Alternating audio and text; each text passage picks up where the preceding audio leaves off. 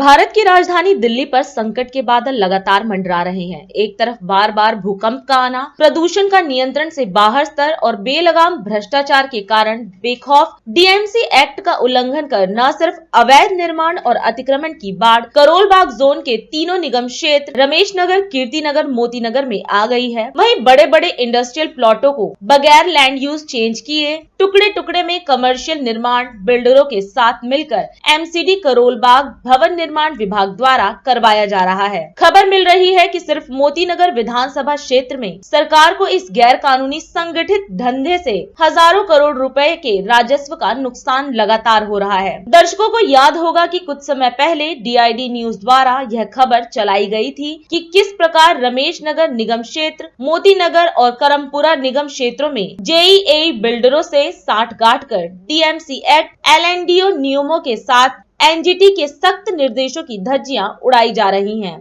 दिल्ली में आम आदमी पार्टी के निगम में सरकार बनाए हुए लगभग 1 साल पूरा होने और अफसरों द्वारा लगातार काम करने की बात करने के बावजूद काम कहां हो रहा है, जनता के इस सवाल का जवाब आपको आज मिलेगा। काम जहां हो रहा है वह जनता के सामने नहीं बल्कि टेबल के नीचे और पर्दे के पीछे बिल्डर माफिया, राजनीति के दलालों और भ्रष्ट अफसरों की महफिल में हो रहा है। इस महफिल के मुख्य किरदार हैं करोल बाग जोन भवन निर्माण विभाग के AE Narendra Singh Meena, AE Kamal Pratap Yadav, JE Atul Kumar, JE Arnab Dutta, JE Mukesh Meena और भ्रष्टाचार के पुराने खिलाड़ी और लगातार विरोध के बावजूद एक बार फिर करोल बाग जोन में पद स्थापित हुए ईई कुमार महेंद्रा। ईई कुमार महेंद्रा की पहुंच की चर्चा आज से नहीं कई वर्षों से दिल्ली सरकार के दफ्तरों में होती है। 2017-18 से लेकर आज तक लगातार शिकायतें ईई भवन निर्माण विभाग के पास पहुंचती रही और ईई महेंद्रा उच्च अधिकारियों को कागजी खानापूर्ति कर शिकायतें निपटाते रहे। बता दें कि चाहे वह रमेश नगर निगम क्षेत्र में स्थित मानसरोवर गार्डन की ब्लॉक सी स्थित C43, 96, 133, 65, 66, 133, 141 हो या C61 के बगल में और C67, C68 के बीच हो रहे गुमनाम निर्माण या फिर ब्लॉक बी स्थित B34, B35, B72 या मानसरोवर गार्डन स्थित F17/A या कुछ आगे जाने पर WHS कीर्ति नगर स्थित B62, A64, A145, 2/4, 2/50, 2/93 या निर्माण संख्या 2/80/1 हर इलाके में अवैध निर्माण की बाढ़ जारी है।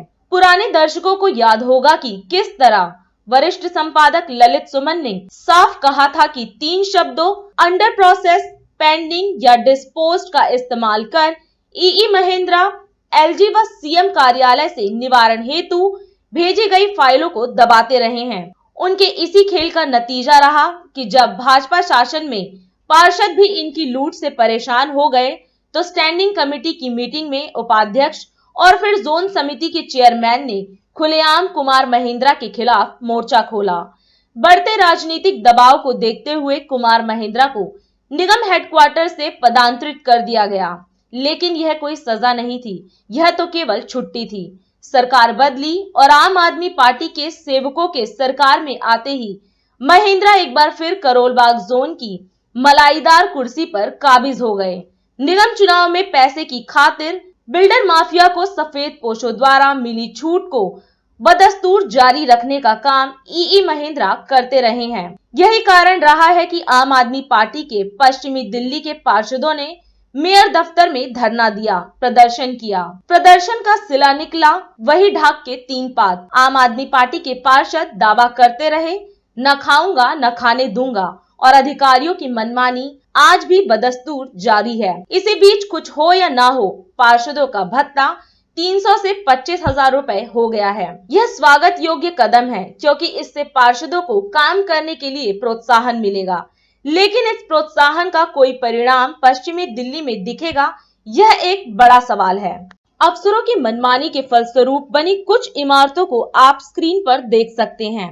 यह तस्वीरें अफसरों के पास भी होंगी, इसमें कोई शक नहीं है। रामा रोड स्थित प्लॉट नंबर 71/7, 71/4, 71/6 पर हो रहे अवैध निर्माण हो या 71/3 के निकट हो रहा गुमनाम अवैध निर्माण, या फिर प्लॉट नंबर 28 शिवाजी मार्ग के बगल में हो रहा निर्माण, या रामा रोड के निकट प्लॉट संख्या 15, 24, 33, 34 पर बन रहे भवन हो, या प्लॉट संख्या 49/3 और 49/4 के बीच में हो रहा निर्माण और प्लॉट नंबर 57 पर हो रहे ऐसे निर्माणों की सुध कौन लेगा। जब इस संबंध में कार्रवाई के लिए प्रयास किया गया तो आपको हैरानी होगी कि अवैध निर्माणों की एक पूरी सूची भवन निर्माण विभाग को भेजे जाने के बावजूद 1 महीने तक मामले को ईई भवन निर्माण कुमार महेंद्रा द्वारा लटकाया गया। एक बार भटकाने का प्रयास किया गया, जब बात नहीं बनी तो फिर 1 महीने और लटकाया गया।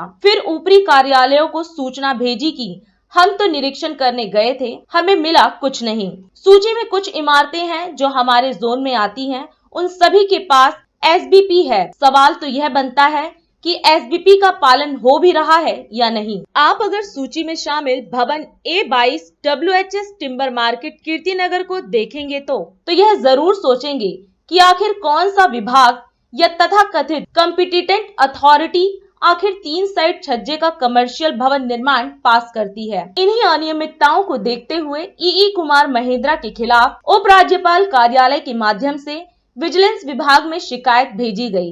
विजिलेंस विभाग के एक बड़े अफसर के पास वह शिकायत 1 महीने रही और उसके उपरांत एमसीडी को वह कार्यवाही हेतु भेजी गई। विजिलेंस विभाग से आई उस शिकायत को बड़ी ही बेशर्मी के साथ ईई कुमार महेंद्रा को ही कार्यवाही हेतु भेज दिया गया। चोर को कोतवाल बनाने के इस पूरे प्रकरण का जवाब 2 ही व्यक्ति दे सकते हैं, या तो करोलबाग जोन के कर्ता धर्ता डीसी कुमार अभिषेक या फिर एडीसी निगम राजीव कुमार। आम आदमी पार्टी के चुनाव जीतने के बाद रमेश नगर से लेकर रामा रोड तक अवैध निर्माण की बाढ़ आ गई। पार्क हो या रेवेन्यू लैंड या फुटपाथ या फिर इंडस्ट्रियल जमीन, सभी पर अवैध कब्जा करने की और उस जमीन की बंदरबाट करने की होड़ लग चुकी है। रामा रोड इंडस्ट्रियल और कीर्तिनगर इंडस्ट्रियल इलाके में बड़े बड़े प्लॉटों पर बिना लैंड यूज बदले टुकड़े टुकड़े कर कमर्शियल निर्माण धड़ल्ले से जारी है।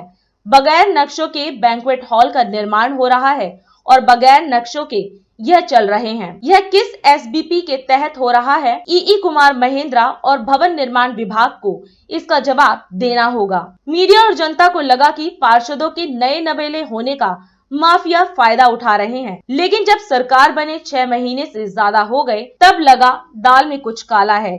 लेकिन निगम में हुए प्रकरण के बावजूद अवैध निर्माण पर कार्रवाई न होना साफ दर्शाता है कि दाल और दाल बनाने वाला दोनों का रंग दलाली में काला है। ऐसे में जब एमसीडी में सरकार बनाने का 1 साल पूरा होने में मात्र कुछ महीने शेष हैं, तब महापौर डॉक्टर शैली ओबरॉय भ्रष्टाचार के इन गंभीर आरोपों का कैसे जवाब दे पाएंगी? कहीं ऐसा तो नहीं कि जानबूझकर महापौर को करोलबाग जोन की वस्तु स्थिति जानने से रोकने का प्रयास माफिया तत्वों द्वारा किया जा रहा है? आखिर क्या कारण है जिस वजह से महापौर के रमेश नगर निगम क्षेत्र के दौरे को टाल दिया गया? जिन पार्षदों को आम आदमी का सिपाही बनकर भ्रष्टाचार से लड़ना था, अगर वे भी पिछली सरकारों की तरह नजर फेरी और हेरा फेरी में व्यस्त हो जाएंगे तो कुमार महेंद्रा जैसे अधिकारियों को रोकना असंभव सिद्ध हो जाएगा। वर्तमान सत्ताधारी पार्षदों के अतिरिक्त निगम में अच्छी खासी संख्या में विपक्षी पार्षदों के मौजूद होने से भी जनता को कोई लाभ नहीं दिख रहा है, क्योंकि चाहे विपक्ष के नेता हो या दिल्ली के सभी मुद्दों पर राय रखने वाले भाजपा दिल्ली प्रदेश अध्यक्ष वीरेंद्र सचदेवा, दोनों ही इस मुद्दे को लेकर खामोश बैठे हैं। इन सभी तथ्यों के बावजूद इंडिया दर्पण, हिंदी दैनिक और राष्ट्र सर्वप्रथम पॉजिटिव मीडिया टीम की राजस्व चोरों और अवैध निर्माणकर्ताओं के साथ साथ कब्जाधारियों के खिलाफ मुहिम जारी है। आप सभी पाठक और दर्शक अपने घरों के आसपास हो रहे अवैध निर्माणों, कब्जों की तस्वीर पते के साथ नीचे दिए गए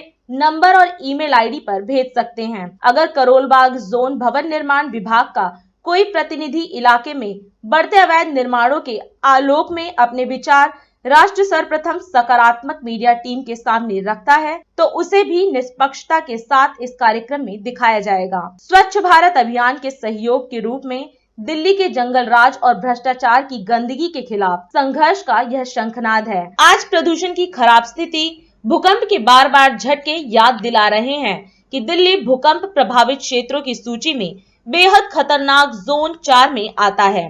दिल्ली के उपराज्यपाल, मुख्यमंत्री, देश के प्रधानमंत्री, गृह मंत्री सभी दिल्ली की बिगड़ती हालत पर चिंता जता चुके हैं। दिल्ली के बाहर जल रही पराली पर सभी का ध्यान है, लेकिन बिना निरीक्षण हो रहे निर्माण, खुली सड़क पर पड़ी निर्माण सामग्री, बिना सुरक्षा नियमों के पालन किए खुले में होती घिसाई, कटाई पर भी सख्त कार्रवाई की आवश्यकता है। करोल बाग जोन की कोई ऐसी मुख्य सड़क नहीं बची है जहां डीएमसी एक्ट और एनजीटी के आदेशों की धज्जियां उड़ाकर निर्माण न किया जा रहा हो। संविधान हो या दिल्ली सरकार के नियम, भवन निर्माण विभाग के ईई कुमार महिंद्रा के आदेश के आगे लाचार है और यह जग जाहिर हो चुका है, क्योंकि शिकायतकर्ता कहीं भी शिकायत करे, भ्रष्टाचार के खिलाफ जांच की जिम्मेदारी ईई कुमार महिंद्रा को ही सौंप दी जाएगी। ऐसे में सवाल यह उठता है कि क्या आम आदमी पार्टी शासित निगम दिल्ली में अगले बड़े हादसे का इंतजार कर रही है? कब तक दिल्ली की महापौर और सरकार अधिकारियों की नाकामियों के लिए